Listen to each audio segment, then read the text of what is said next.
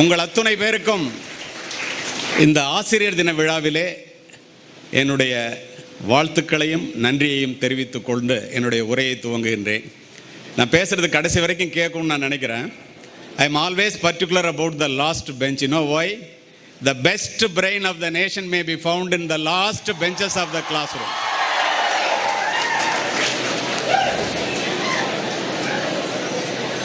இங்கு பேசும்போது கூறினார்கள், சந்திராயன் 2 நெருங்கிக் கொண்டிருக்கிறது. அதே நேரத்திலே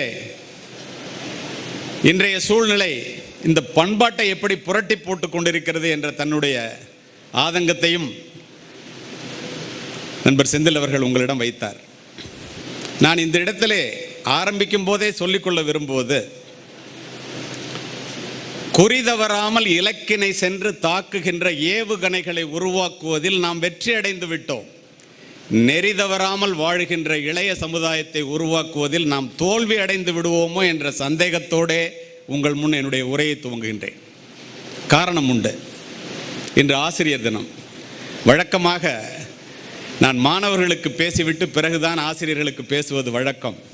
வழக்கத்திற்கு மாறாக இன்று முதலில் ஆசிரியர்களுக்கு பேச வேண்டும் என்று நினைக்கின்றேன். காரணம், உலகத்திலேயே வெற்றியாளர்களாக அறியப்பட்ட 10 பேரை தேர்வு செய்து 10 பேரிடமும் ஒரு பேட்டி கண்டார்கள்.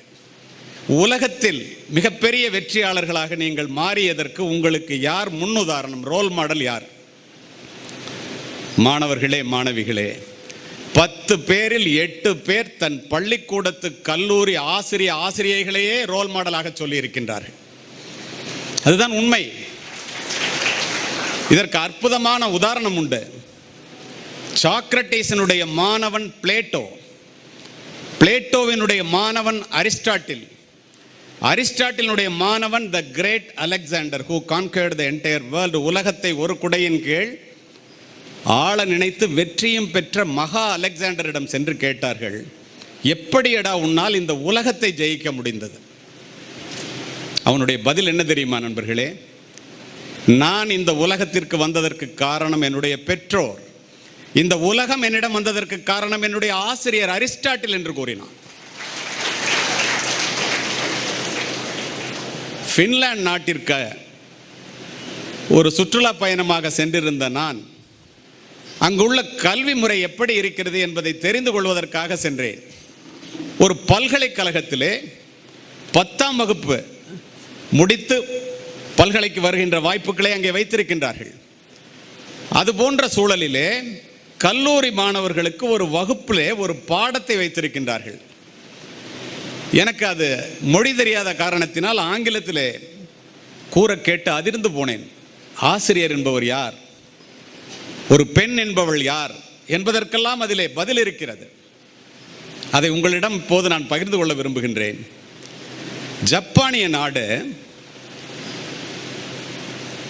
இராணுவ ஆட்சியிலே இருந்தபோது 70 ஆண்டுகளுக்கு முன்னால் இராணுவ உடை அணிந்த கொள்ளைக்காரர்கள் கிராமத்திற்குள்ளே புகுந்து கூட்டம் கூட்டமாக கண்ணில் படுபவர்களையெல்லாம் வெட்டி சாய்த்து விட்டு கொள்ளையடிப்பதை தொழிலாகவே வைத்திருந்த நேரத்திலே ஒரு தாய் 2 குழந்தைகளுக்கு சோறூட்டி கொண்டு வாசலிலே அமர்ந்து சோறூட்டி கொண்டிருக்கின்றால். மாலை பொழுதிலே இராணுவ உடை அணிந்த கொள்ளைக்காரர்கள் வருகின்ற சத்தம் கேட்டவுடன் எல்லோரும் மறைவிடத்தை நோக்கி ஓடுகிறார்கள். ஆசிரியர் தினத்திலே காரணத்தோடு இதனை பதிவு செய்கின்றேன். இந்த தாய் உடனடியாக 2 குழந்தைகளை எடுத்து இடுப்பின் 2 பக்கம் வைத்துக்கொண்டு 3 பேரும் தப்பிக்க வேண்டும் என்று முயற்சிக்கின்றாள். குதிரையினுடைய குளம்படி சத்தம் அருகாமையிலே கேட்க நிச்சயமாக 3 பேரும் தப்பிக்க முடியாது என்று அறிந்த அடுத்த நிமிடம் நின்று நிதானித்து 2 குழந்தைகளினுடைய முகத்தை மட்டும் பார்த்துவிட்டு, நண்பர்களே, ஒரு குழந்தையை இறக்கிவிட்டு ஒரு குழந்தையோடு மறைவிடத்தை நோக்கி ஓடுகின்றாள். மறைவிடத்திலிருந்து திரும்பி பார்க்கின்றாள். இறக்கிவிடப்பட்ட குழந்தை கொள்ளையர்களால் தலை துண்டிக்கப்பட்டு குதிரையினுடைய குளம்படிப்பட்டு சின்னா பின்னமாவதை பார்த்து மறைவிடத்திலிருந்து கதர்கின்றாள். கொள்ளைக்காரர்கள் கொள்ளையடித்து சென்றவுடன் நண்பர்களே, அத்துணை பேரும் அந்த தாய் அந்த இறந்து போன குழந்தைக்கு பக்கத்திலே இருந்து அழுது கொண்டிருக்கின்ற இடத்திற்கு வருகின்றார்கள். ஒரு பெரியவர் கேட்கின்றார், தாயே, ஒரு தாய்க்கு 2 குழந்தைகளும் 2 கண்களைப் போலவல்லவா? எப்படி ஒரு குழந்தையை பார்த்து முகத்தை பார்த்து அடையாளத்தை உறுதி செய்து கொண்டு ஒரு குழந்தையை இறக்கிவிட்டு ஒரு குழந்தையை தூக்கி கொண்டு ஓடுவதற்கு உனக்கு மனம் வந்தது? அந்த தாய் சொன்னாள், முதியவரே, என் வீட்டு குழந்தைக்கும் என்னுடைய குழந்தைக்கும் பக்கத்து வீட்டு குழந்தைக்கும் சோறூட்டி கொண்டிருக்கும் போது கொள்ளைக்காரர்கள் வந்து விட்டார்கள். 2 குழந்தையும் காப்பாற்ற முயற்சித்தேன், முடியவில்லை.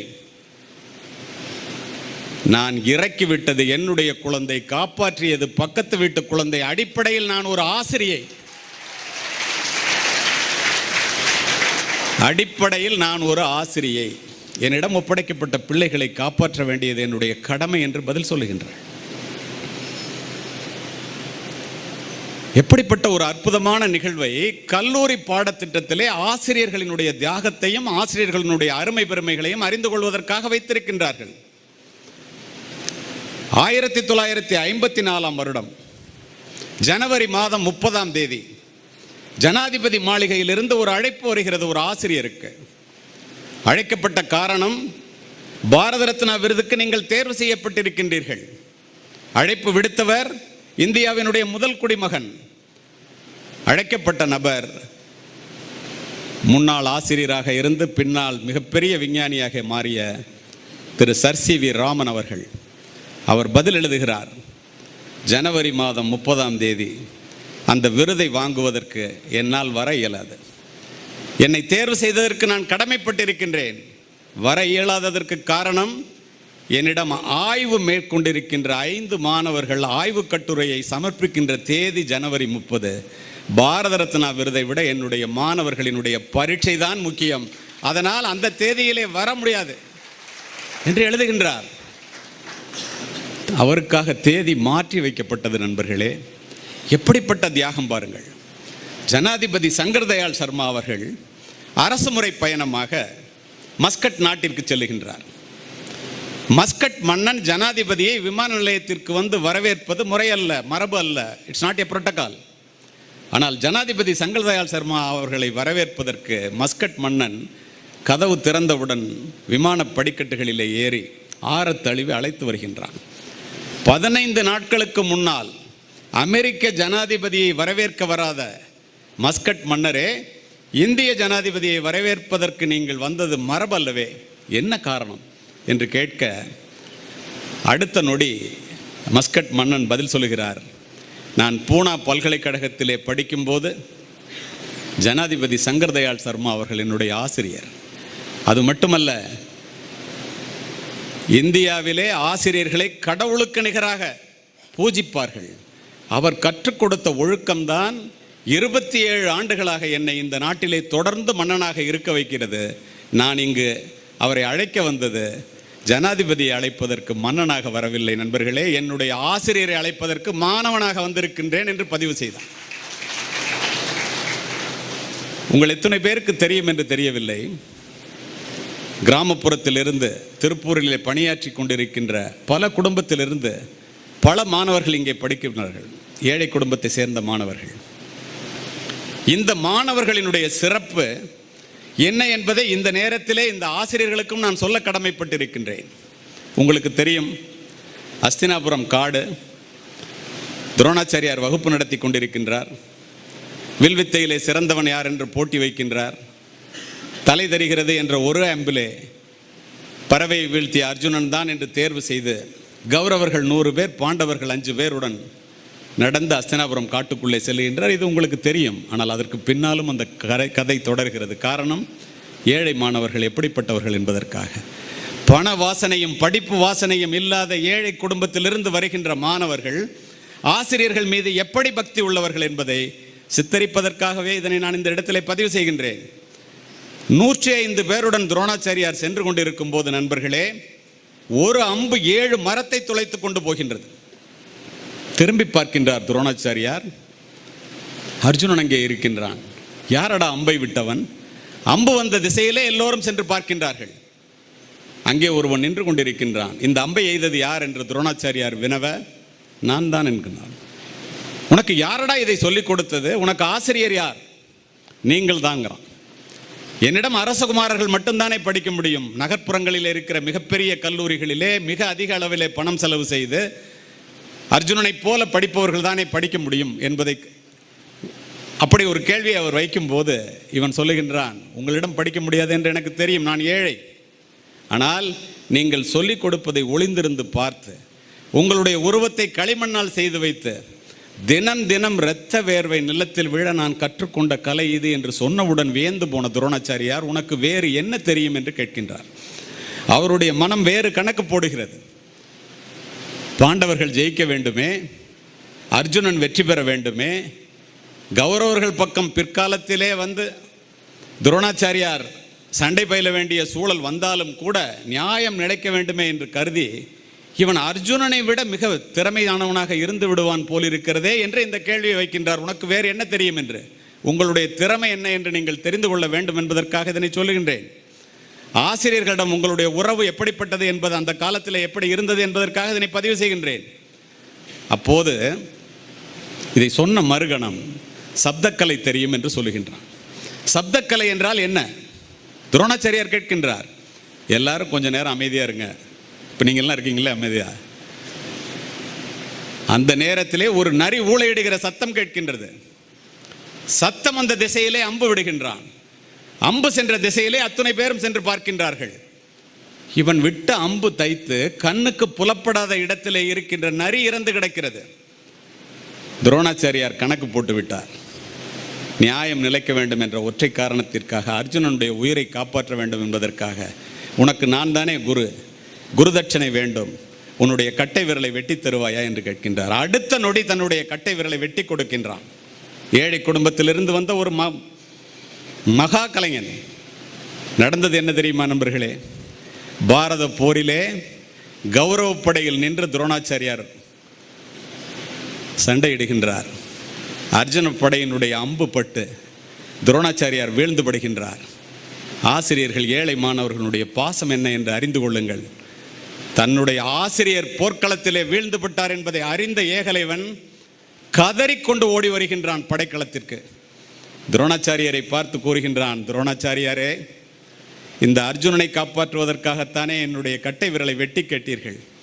கேட்டது ஆசிரியர் என்பதனால் நான் வெட்டி கொடுத்தேனே, அதே அர்ஜுனனினால் நீங்கள் மாண்டு கொண்டிருக்கின்றீர்களே. என்னுடைய கட்டை விரல் மட்டும் இருந்திருந்தால் இந்த அர்ஜுனனை கொன்று என்னுடைய ஆசிரியரை காப்பாற்றி இருப்பேனே என்று கதறினான். அப்படிப்பட்டவர்கள் ஏழை குடும்பத்தில் இருந்து உங்களிடம் படிக்க வருகின்ற ஆசிரியர்களிடம் வருகின்ற மாணவர்கள். நிதர்சனமான உண்மை. மிக சாதாரணமான குடும்பத்தில் மிக சாதாரணமான ஆசிரியர்கள் என்று அந்த காலத்திலே சொல்லப்பட்டவர்களிடம் படித்துவிட்டு வந்தவர்கள் நாங்கள் அத்துணை பேரும். ஒரு சைக்கிள், ஒரு ஓட்ட கொடை, கணக்கு வாத்தியார், தமிழ் வாத்தியார், இன்றும் நீங்கள் ஆசிரியர்கள் எல்லாம் சொல்லிக் கொண்டிருக்கின்றீர்கள் அல்லவா? இன்று கார்லையும் பைக்லையும் வர்ற எத்தனை ஆசிரியர்களை அப்படி இன்னும் வரும் சமுதாயம் சொல்லப் போகிறது என்பது மிகப்பெரிய கேள்விக்குறியாகவே நான் காவல்துறை அதிகாரியாக உணர்கிறேன். காரணம் உண்டு. எதற்காக அப்படி சொல்கின்றேன் என்றால், தாயினுடைய ஆரோக்கியம்தான் குழந்தையினுடைய ஆரோக்கியம், ஆசிரியர்களுடைய ஆரோக்கியம்தான் மாணவர்களுடைய ஆரோக்கியம். Being a positive role model is the fastest and most powerful way to teach children, because children do not hear your words as deeply as they feel your actions. மாணவர்கள், குழந்தைகள், நீங்கள் சொல்லுவதை கேட்பதை விட நீங்கள் செய்வதைத்தான் அவர்கள் செய்வார்கள். Being a positive role model is the fastest and most powerful way to teach children. சொல்லுக்கும் செயலுக்கும் வித்தியாசம் இல்லாமல், வார்த்தைக்கும் வாழ்க்கைக்கும் வித்தியாசம் இல்லாமல் வாழுகின்ற ஆசிரியர்கள் நிறைய பேரை நான் இங்கு பார்க்கின்றேன். அப்படிப்பட்ட ஆசிரியர்கள் சொல்லுவதைத்தான் இந்த மாணவ சமுதாயம் ஏற்றுக்கொள்ளும். இங்கு அமர்ந்திருக்கின்ற ஆசிரியர்களிடம் ஒரு நிமிடத்திலே என்னால் அதை நிரூபிக்க முடியும். மாணவர்கள் வேண்டாம், ஆசிரியர்கள் மட்டும் நீங்கள் சொல்கிறத செய்ய மாட்டாங்க, நீங்கள் செய்கிறத செய்வாங்க, உங்களை அப்படி அப்சர்வ் பண்ணுவாங்க. மாணவர்கள் எல்லாரும் ஸ்ரூட் அப்சர்வர்ஸ் எல்லாம் சொல்கிறேன்ல, ஆசிரியர்கள் மட்டும் please rise up your right hand. Teachers மட்டும் எங்கே உட்கார்ந்தாலும் வலது கையை மட்டும் தூக்குங்களேன். Please rise up your right hand. இப்போ நான் சொல்கிறத செய்யுங்க. Please touch your forehead. Please touch your nose tip, please touch your cheek. அப்படியே கையை வைங்க. நான் ப்ளீஸ் டச் யுவர் சீக்குன்னு கன்னத்தை தொட சொன்னேன். நான் தொட்டது முகவாயை தொட்டேன். நான் செஞ்சதை தான் நீங்கள் அத்தனை பேர் செஞ்சீங்களே ஒழிய ஒருவர் கூட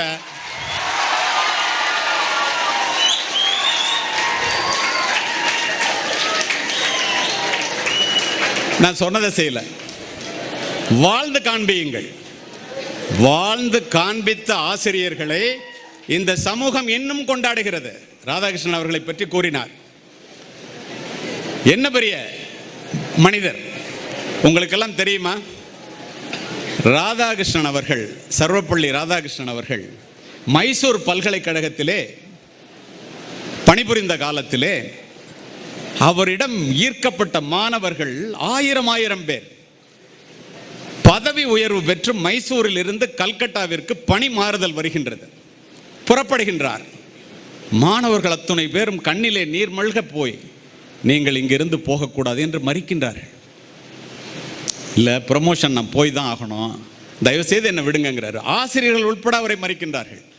உள்ளே போய் எல்லாத்தையும் எடுத்துகிட்டு வெளியில் வர்றாரு. அப்போல்லாம் வீட்டில் இருந்து மைசூரில் அவருடைய வீட்டில் இருந்து ட்ரெயினுக்கு போகிறதுக்கு, கல்கட்டா போகிற ட்ரெயினுக்கு குதிரை வண்டியில் தான் போகணும். வந்து பார்க்குறாரு, குதிரை வண்டியை காணோம். வண்டி இருக்கு, குதிரையை காணோம். ஓட்டுறவனையும் காணோம்.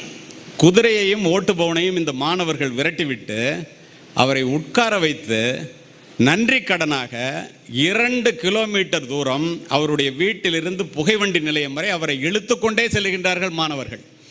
போன பிறகு அவர் பிற்காலத்தில் ஜனாதிபதியாக மாறிய பிறகு ஒரு கேள்வியை வைக்கின்றார்கள் பத்திரிகை துறை நண்பர்கள். உங்கள் வாழ்க்கையில் மறக்க முடியாத சம்பவம் என்னன்னு. எதையோ சொல்லுவார் என்று எதிர்பார்த்து கொண்டிருக்கும் போது அவர் இந்த நிகழ்வை சொல்லுகின்றார். சொல்லும்போது அவர் சொல்லுகின்றார், ஏன் அந்த நிகழ்வை நீங்கள் சொல்கிறீங்கன்னு கேட்கும்போது, மாணவர்கள் தன்னை குதிரைக்கு பதிலாக இழுத்தே சென்று புகைவண்டி நிலையத்திற்கு சென்றார்களே, அந்த நிகழ்வை ஏன் குறிப்பிடுகிறீர்கள் என்று அவருடைய பேரில் ஆசிரியர் தினத்தை கொண்டாடுறோம். அவர் சொல்கிறாரு, ஒரு நாளைக்கு 2 மணி நேரம் படிக்காமல் நான் வகுப்பிலே காலெடுத்து வைத்ததில்லை. அந்த மாதிரி இப்போ படிக்க முடியல. அப்போ எல்லா மாணவர்களும் என்னால் அவர்கள் அறிவு பெற்றார்கள் என்று நினைத்தார்கள். உள்ளபடியே நான் ஆசிரியராக பணியாற்றும் போது தான் நான் அறிவினை நிறைய கற்றேன் என்று அவர் பதில் சொல்லுகின்றார். பிள்ளைகள் வீட்டிலே பிறக்கிறார்கள், ஆனால் அவர்கள் வகுப்பறையிலே தான் வளர்கிறார்கள் என்பதை ஆசிரியர் சமுதாயம் அடிப்படையில் உணர்ந்தே இருக்க வேண்டும் என்பது என்னுடைய தாழ்மையான கருத்து. இருளிலே தடுமாறுகின்ற இளைஞர்களினுடைய எதிர்காலத்தை ஒளிமயமாக மாற்றுவதற்கு இன்று உலகத்தில் உள்ள ஒரே நம்பிக்கை ஆசிரியர்கள் என்று அடித்து சொல்லுவேன். எதிர்கால உலகம் இளைய தலைமுறையினரிடம் இருக்கிறது என்றால் தேசத்தின் எதிர்காலம் வகுப்பறைகளிலே தீர்மானிக்கப்படுகிறது என்று நீங்கள் சொல்லுவது உண்மையாக இருந்தால் அவர்களை வடிவமைக்க வேண்டிய பொறுப்பு ஆசிரியர்களாகிய நம்முடைய கையிலே தான் இருக்கிறது என்பதை ஆசிரியர் சமுதாயம் உணர்ந்தே ஆக வேண்டும். இந்த உலகம் இன்னும் ஆசிரியர் சமுதாயத்தின் மீது அளவு கடந்த நம்பிக்கை வைத்திருக்கின்றது. அதனால் தான் உலகம் முழுவதும் ஆசிரியர் தினத்தை கொண்டாடுகின்றோம். தமிழ்நாட்டிலே இன்று ஆசிரியர் தினத்தை கொண்டாடுகின்றோம். ஒவ்வொருவரும் அவர்களுக்கு ஏற்றார் போல். ஏன், எதற்காக? பெற்றோர்கள் அத்துணை பேரும் இந்த ஆசிரியர் சமுதாயத்திடம் இன்னும் அளவு கடந்த நம்பிக்கை வைத்திருக்கிறார்களே, ஏன்? அதனால் தான் தான் உயிராய் பெற்ற தன்னுடைய பிள்ளைகளை பகல் முழுவதும் உங்களிடத்திலே ஒப்படைக்கின்றார்கள். அதோடு மட்டுமல்ல, உங்களிடம் ஒப்படைத்து விட்டால் ஆகாயத்திற்கு அடியில் உள்ள அத்துணையும் அறிந்து வைத்திருப்பவர் ஆசிரியர் என்ற எண்ணத்தோடு இந்த மாணவர்கள் பள்ளிக்கூடத்திற்கும் கல்லூரிக்கும் வருகின்றார்கள். அதற்கு நீங்கள் என்ன செய்ய வேண்டும்? இப்போது ஏற்றி வைத்தோமே குத்து விளக்கு, ஒரு சுடர் விட்டு எரிகின்ற விளக்கினால் தான் இன்னொரு விளக்கை ஏற்றி வைக்க முடியும். அது சுடர் விட்டு எரிய வேண்டும் என்றால் தொடர்ந்து இடையறாத எண்ணெய் பெறுதல் வேண்டும். ஆசிரியர்கள் தொடர்ந்து மற்ற மாணவர்களை ஒளிமயமாக வாழ்க்கையை மாற்ற வேண்டும் என்றால் தொடர்ந்து படிக்க வேண்டும். தொடர்ந்து. If you are not updated, you are outdated. அதுதான் நிதர்சனமான உண்மை. இரவு முழுவதும் தொழுகையில் ஈடுபடுவதை விட 1 மணி நேரம் கல்வி கற்பித்தல் மேலானது என்று சொல்லுபவர் நபிகள் நாயகம். ஒரு மரத்தடிக்கு கீழே உட்கார்ந்திருக்கின்ற, இப்போ வரும்போது பார்த்தேன், மரத்தடிக்கு கீழே எல்லா மாணவர்களும் அங்கே உட்கார்ந்துருக்காங்க பள்ளிக்கூடத்தில். மரத்தடிக்கு கீழே உட்கார்ந்திருக்கின்ற மாணவர்களுக்கு மத்தியிலே ஒரு ஆசிரியர் அமரும்போது தான் மரத்தடி கூட பள்ளிக்கூடமாக மாறுகிறது. எத்தனையோ பழக்க வழக்கங்களை பெற்றோர்கள் சொல்லி மாற்றிக்கொள்ளாத இந்த மாணவ சமுதாயம் ஆசிரியர்கள் சொல்லுகின்ற அடுத்த நொடி மாற்றிக்கொள்ளுகின்ற பழக்க வழக்கங்களை மாற்றி அமைத்துக் கொள்ளுகின்ற இளைஞர் சமுதாயம் இன்னும் இருக்கத்தான் செய்கின்றது என்பதில் இருவேறு கருத்துக்கு இடமே இல்லை. 5ஆம் வகுப்பு படிக்கின்ற ஒரு மாணவனுக்கு அவருடைய பெற்றோர் அரபிக்கடல் பெருசு அப்படின்னு சொல்றதை உணர வைக்கணுங்கிறதுக்காக அரபிக்கடல் ரொம்ப பெருசுப்பா, அதை யாராலையும் தாண்ட முடியாதுங்கிறார். அந்த பையன் உடனே கேட்குறான், எங்கள் ஆசிரியரால் கூட வாங்குறான். எப்படிப்பட்ட நம்பிக்கையை உங்கள் மீது வைத்திருக்கின்றார்கள் என்று பாருங்கள். அப்படி என்றால் கற்க துவங்குபவன் மாணவன், கற்றுக்கொண்டே இருப்பவன் ஆசிரியன். அதனால்தான் ஆசிரியரை கற்றுக் கொடுப்பதனால்தான் ஆசிரியரை கற்றுக் கொடுப்பவர் என்றே சொல்லுகின்றோம். கற்றுக்கொள்ளுதல் மனித பண்பு, கற்றுக் கொடுத்தல் மனித மாண்பு. இதை உணர வேண்டியது நாம் தான், ஆசிரியர்களாகிய நாம் தான். கற்றுக்கொள்ளும் சமுதாயமும் கற்றுக் கொடுக்கும் சமுதாயமும் தான் வளர்ச்சி அடைய முடியும். நல்ல ஆசிரியர் என்பவர் போதிப்பவர் எல்லாம் ஆசிரியர் இல்லை. யாரிடம் கற்றுக்கொள்ளுகிறோமோ அவரே ஆசிரியர். நல்ல வாசிப்பு என்பது கற்றுக்கொள்ளுதலும் கற்றுக் கொடுத்தலும். படித்த ஆசிரியர்களை விட படிக்கின்ற ஆசிரியர்களே இன்றைய தேவை. நிறைய பட்டங்களை பெற்று தன்னுடைய பெயரை அலங்கரிக்கின்ற ஆசிரியர்களை விட நல்ல புத்தகங்களை படித்து தன்னுடைய மனதை அலங்கரிக்கின்ற ஆசிரியர்களே இன்றைய அடிப்படை தேவை என்று அடித்து சொல்லுவேன். அப்படி என்றால் எவ்வளவு படிக்க வேண்டும் என்பதை ஆசிரியர் சமுதாயம் உணர வேண்டும் என்பதற்காக இத்துணையும் நான் உங்களிடம் சொல்லிக் கொண்டிருக்கின்றேன். நமக்கு நிறைய ரோஜா மலர்கள் வேண்டும் என்றால் நிறைய ரோஜா செடிகளை நட வேண்டும் என்பது இயல்பு. நமக்கு நிறைய ஆசிரியர்களுக்கு அறிவு வேண்டும் என்றால் நிறைய புத்தகங்களை படிக்க வேண்டும் என்பது இயல்பு. நீ நூலகத்திற்கு போ, நாம் எவ்வளவு பெரிய முட்டாள் என்பதை அங்குள்ள புத்தகங்கள் சொல்லும். அணுகுண்டு கூட ஒரு முறை தான் ஓசையுடன் வெடிக்கும், புத்தகங்கள் திறக்கும் போதெல்லாம் ஓசையின்றி வெடிக்கும் என்று பதிவு செய்பவர் ஜெயகாந்தன். ஏன்? கருத்துலக பெரியவர்களின் கனமான சிந்தனைகள் புத்தகங்களிலே கொட்டி கிடக்கின்றன. அவற்றை படிப்பதன் மூலமும் அதை மனதிலே நிறுத்திக் கொள்வதன் மூலமும் அதை மற்றவர்களுக்கு எடுத்துச் சொல்வதன் மூலம் மட்டுமே ஆசிரியர் சமுதாயம் தான் நினைத்ததை சாதிக்க முடியும். அதனால்தான் நீரளவே ஆகுமாம் நீராம்பல், தான் கற்ற நூலளவே ஆகுமாம் நுண்ணறிவே என்று 2000 ஆண்டுகளுக்கு முன் சங்க இலக்கியத்திலே சொல்லி சென்றிருக்கின்றார். மாதா பிதா குரு தெய்வம் என்று தெய்வத்திற்கு முன்னால் ஆசிரியர்கள் இடம் பிடித்தது எப்படி நினைத்து பாருங்கள். எழுத்தறிவித்தவன் இறைவனாவான், கடவுளுக்கு நிகராக ஆசிரியர்கள் பெயர் பெற்றது எப்படி? இங்கே எரிந்த மெழுகுவர்த்தியை போல தன்னை உருக்கி கொண்டு இந்த மாணவ சமுதாயத்திற்காக தன்னை உருக்கி கொண்டு ஓய்ந்து போன ஆசிரியர்கள் பல பேரை நீங்களும் பார்த்திருப்பீர்கள், நானும் பார்த்திருப்பேன், என்னுடைய ஆசிரியர் உட்பட. ஆனால் இன்று ஆசிரியர் பதவிகள் கடவுள் பதவிகளுக்கு நிகராக வர்ணிக்கப்பட்டதே நாம் மட்டுமே இருக்கின்ற காரணத்தினால் நான் சொல்லுகின்றதை நல்ல நோக்கத்தோடு மனதிலே வாங்கிக் கொள்ளுங்கள். கடவுள் பதவிகள் காலியாக கிடப்பதாக பல்கலைக்கழகத்திலே துணைவேந்தர்கள் என்னிடம் பேசுகின்றார்கள். ஏன் அப்படி சொல்லுகின்றார்கள்? பேருக்கு ஆசிரியர்கள் நிறைய பேர் இருக்கிறார்கள், பேராசிரியர்களாக சில பேர் மட்டுமே இருக்கிறார்கள். பேராசிரியர்களாக எல்லோரும் மாற வேண்டும் என்பதுதான் இந்த உலகத்தினுடைய இந்த சமுதாயத்தினுடைய எதிர்பார்ப்பு. ஒரு மாணவன் தவறு செய்தால் அவனுடைய எதிர்காலம் பாதிக்கும், பெற்றோர்கள் தவறு செய்தால் அந்த வீட்டினுடைய எதிர்காலம் பாதிக்கும், ஆசிரியர்கள் தவறு செய்தால் அந்த நாட்டினுடைய எதிர்காலமே பாதிக்கும். எப்படி தெரியுமா? அரிஸ்டாட்டில் தன்னுடைய மாணவனான அலெக்சாண்டரிடம் போய் கேட்கின்றார், உனக்கு என்னடா வேண்டும்? உலகத்தை ஜெயிக்க வேண்டும் என்றான், ஜெயித்தான். உலகத்தை ஜெயித்த அலெக்சாண்டரிடம் அரிஸ்டாட்டில் போய் நிற்கும் போது தன்னுடைய ஆசிரியரை பார்த்து கேட்டான், உங்களுக்கு என்ன வேணும்னு கேட்டான். மாசிடோனியா அரண்மனையிலே உலக புகழ்பெற்ற நூலகத்தை அமைக்க வேண்டும், எத்துணை கோடி வேண்டுமானாலும் எடுத்துக்கொள், அமைத்துக்கொள், நீ நினைத்தது அத்துணையும் செய், என்னுடைய வெற்றிக்கு காரணம் நீ என்று சொன்னான். இதை அப்படியே கேள்விப்பட்ட அவுரங்கசீப் மனதிலே நொந்து கொண்டிருக்கின்ற நேரத்திலே சையத் முகமது என்ற அவுரங்கசீப்பினுடைய ஆசிரியர் இதை அறிந்து நேராக அவுரங்கசீப்பிடம் சென்று, அலெக்சாண்டர் ஆசிரியருக்கு என்ன வேண்டுமானாலும் கொடுத்தானே, உன்னுடைய ஆசிரியராக நான், எனக்கு என்ன தரப்போகிறாய்? அந்த நேரத்தில் அவர் சொன்னது, உறுதிமொழி ஒன்றையே படிப்பதற்காக என்னுடைய பாதி வாழ்நாளை கழித்தாய், மீதமுள்ள வாழ்நாளை உன்னுடைய சுய புகழ்ச்சி தற்புகழ்ச்சியை ஆசிரியர்களுடைய புகழ்ச்சியை சொல்லி என்னை ஒழித்தாய், அதனால் தானடா நான் அலெக்சாண்டரை போல ஆக முடியவில்லை. என்னுடைய மனம் மாறுவதற்குள் இந்த அறையை விட்டு ஓடிவிடு, இல்லாவிட்டால் உன் தலை துண்டிக்கப்படும் என்றான். நல்ல ஆசிரியர், கெட்ட ஆசிரியர். நினைத்து பாருங்கள். அப்படி என்றால் இந்த ஆசிரியர் சமுதாயம் எவ்வளவு பொறுப்புகளை உடையதாக, உள்ளடக்கி உள்ளதாக இருக்கிறது. கடவுளுக்கு நிகராக என்று திரும்ப திரும்ப சொல்லுகின்றோமே, அதற்கு நம்மை தகுதிப்படுத்திக் கொள்ள வேண்டும் அல்லவா? ஆசிரியர் பணி, காவல் பணி, மருத்துவ பணி, இதையெல்லாம் பணி என்று ஏன் சொல்லுகின்றோம்? வரவு செலவு பார்க்கின்ற தொழில் அல்ல இது. என் கடன் பணி செய்து கிடப்பதே என்று திருநாவுக்கரசர் கூறினாரே, ஆசிரியர் பணியே அறப்பணி, அதற்கே உன்னை அர்ப்பணி என்றெல்லாம் சொல்லிக் கொள்கின்றோமே ஏன்? ஒரு அர்ப்பணிப்போட வேலை பார்க்கின்ற பணி. அதனால்தான் ஆசிரியர் பணியை பற்றி இத்துணை நாம் அறிய வேண்டிய அவசியம் இருக்கின்றது. இப்படி இந்த நல்ல ஆசிரியர் அல்ல ஒரு ஆசிரியர் என்பவர் யார் என்று போய் பார்த்தால் எல்லாவற்றையும் எழுதி சென்று விட்டார்கள். என்ன சொல்லுகிறார்கள் தெரியுமா? இந்த நிர்வாகமும் அரசாங்கமும் ஆசிரியர்களுக்கு கொடுக்கின்ற சம்பளம் கூலி அல்ல, அது ஒரு சன்மானம்.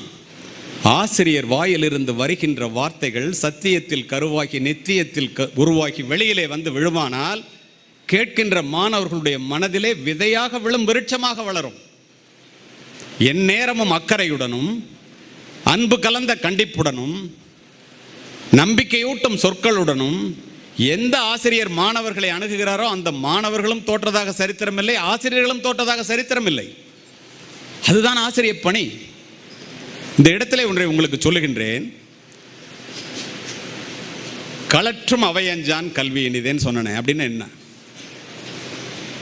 சங்க இலக்கியத்தில் 2000 வருஷத்துக்கு முன்னாடி சொல்லியிருக்காங்க, அவையஞ்சி மெய்விதிர்ப்பார் கல்வியும் கல்லார் அவையஞ்சா ஆகுல சொல்லும் நவையஞ்சி ஈத்துண்ணார் செல்வமும் நல் கூர்ந்தார்கள் நலமும் பூத்தலின் பூவாமை நன்று. நிறைய படிச்சிருப்பார் வாத்தியார். வகுப்பறைகளையும் பொதுக்கூட்டங்களையும் கருத்தரங்குகளையும் பார்த்தவுடன் தொண்டையிலிருந்து வார்த்தை வரியாது, விரல் நடுங்கும். அந்த கல்வி வீணானதுங்கிறார். அதை மட்டும் சொல்லலை, கல்லார் அவையஞ்சா ஆகுல சொல்லும். கல்லாதும் கேளாதும் அவை நடுவே சொல்லாடுவரை. அரசியல்வாதி நிறைய பேர் மைக் பிடிச்சிட்டு கிடைச்சிருச்சுங்கிறதுனால பேசுகிறாங்கல்ல, படித்த மாதிரி. அது மாதிரி படிக்காமல் ஒரு ஆசிரியர் வந்து வகுப்பெடுக்கும் போது படிக்காமல் வந்து பேசினா அதுவும் வேஸ்டான்ட்டான். நவையஞ்சி ஈத்துண்ணார் செல்வம், நிறைய செல்வத்தை வச்சு கஷ்டப்படுறவங்களுக்கு கொடுக்காம அப்படியே வச்சுக்கிட்டு செத்து போகிறான்ல, அதுவும் மிக ஏழ்மையான குடும்பத்திலிருந்து பிறந்த ஏழை பெண்களினுடைய அழகும் பூத்தலின் பூவாமை நன்று. அது பூக்கிறத விட பூக்காமலே இருந்துட்டு போகலாம். அப்போ எப்படி இருக்கணும் ஆசிரியர்? அதையும் சொல்கிறான். ஒரு நாள் பழகினும் பெரியோர் கேண்மை இரு நிலம் பிளக்க வேர்கொள்ளுமே.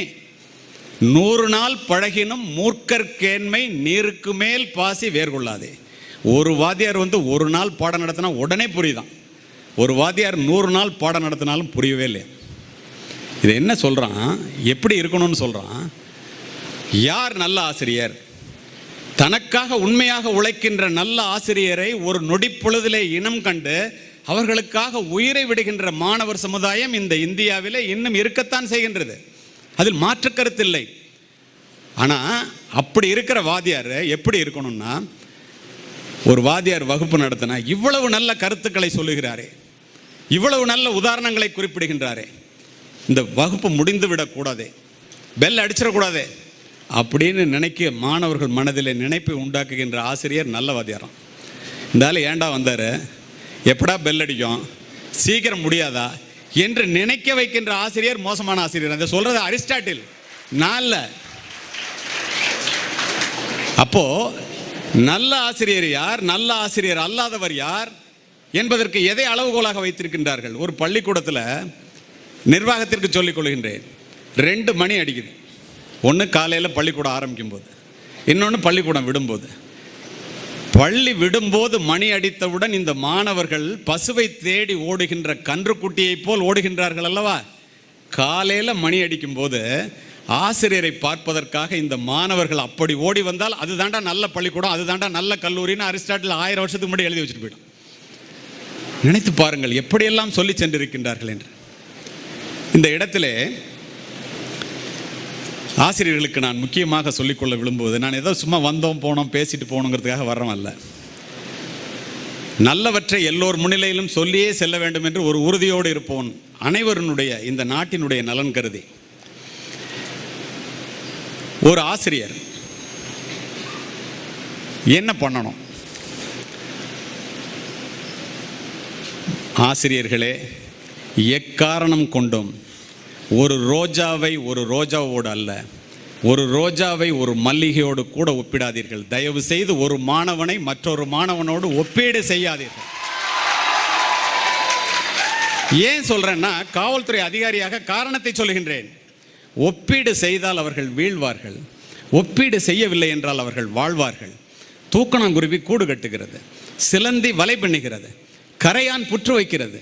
எல்லாமே மகத்தான செயல்தான். ஒன்றை மற்றொன்றால் செய்ய முடியுமா? எந்த மாணவனாவது எந்த ஆசிரியராவது பார்த்து அந்த வாத்தியார் மாதிரி நீங்கள் இல்லைன்னு எப்பயாவது உங்களை சொல்லியிருக்கானா? ஒரு தடவை? இதை ஏன் சொல்லுகின்றேன், உங்களுக்கு பின்னால் வர்றேன். இப்போ இந்த இடத்துல ஒன்றை பதிவு செய்கின்றேன். ஆசிரியர் கண்டித்து ஒரு மாணவன் கெட்டு போனதாக உலக சரித்திரத்திலே இடமில்லை. ஆனால் ஆசிரியர்கள் கண்டிக்கவில்லை என்றால், என்னை போன்ற காவல்துறை அதிகாரிகளால் படியில் நின்று கத்தியை தீட்டுவதும் கத்தியை எடுத்துக்கொண்டு பஸ்ஸிலே விளையாடுவதுமாக இருக்கின்றவர்கள் பாத்ரூமில் வலிக்க விழுந்து கை முறிஞ்சு பல பேர் கட்டோட வெளியில் வரணுங்கிறது தான் எழுதப்படாத உண்மை என்பதை மாணவர் சமுதாயம் புரிந்து கொள்ள வேண்டும். ஒரு மாணவனை ஒரு ஆசிரியர் கண்டிச்சிட்டாருன்னு உடனே கொடி பிடுக்கிற வேலை, கூட்டமாக சேர்ற வேலை தயவு செய்து வைத்துக் கொள்ளாதீர்கள். பெற்றோர்களும் ஆசிரியர்களும் கண்டித்து வாழ்க்கையிலே கெட்டு போனதாக உலக சரித்திரத்தில் இடமில்லை. இதுதான் நிதர்சனமான உணர்வு.